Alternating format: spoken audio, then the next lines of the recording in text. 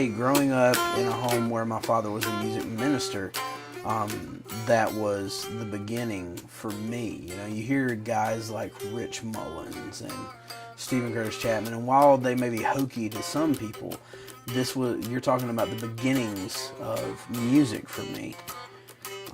What became known as hokey CCM, or contemporary Christian music, was my entrance into the world of music. You know, I grew up with Gaither Vocal Band and the Happy Goodmans and stuff like that, but then it evolved into so much more. I became very, very involved in listening to acoustic music whenever I heard, you know, Stephen Curtis Chapman just rip and snort on guitar. He's just an incredible musician.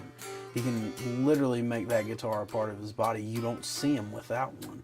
That's when I realized I wanted to pursue music. I didn't want to just sit idly by and just enjoy music, because anybody can be a consumer. But if you can create something, that is truly wonderful, and it's beautiful. I would say I really draw influences from guys like Ben Rector. I tend to think of myself as sort of a poppy, folksy almost writer, and one of my biggest influences was Need to Breathe with their Outsiders album. If you get to the heart of their lyrics with such tracks as Through Smoke, and you hear the vulnerability, like that's something that, you know, that's an honest answer. And so, like, because I started listening to them, I started pulling from catalogs of old artists like Bruce Springsteen and Tom Petty.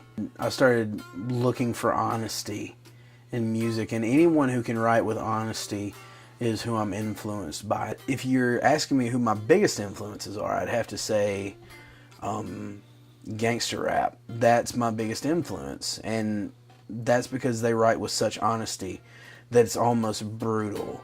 There's a brutality and an honesty to it that anyone can respect.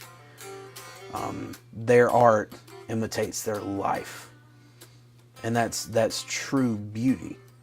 Art imitating life. Currently, my favorite song that I've written is called Go Back the Way You Came. It came from a point in my life where I felt like I wanted to give up, and it came from a time in my life where I wanted to give up. I felt like nobody was on my side, and I kept being reminded that even when I'm alone, I'm not.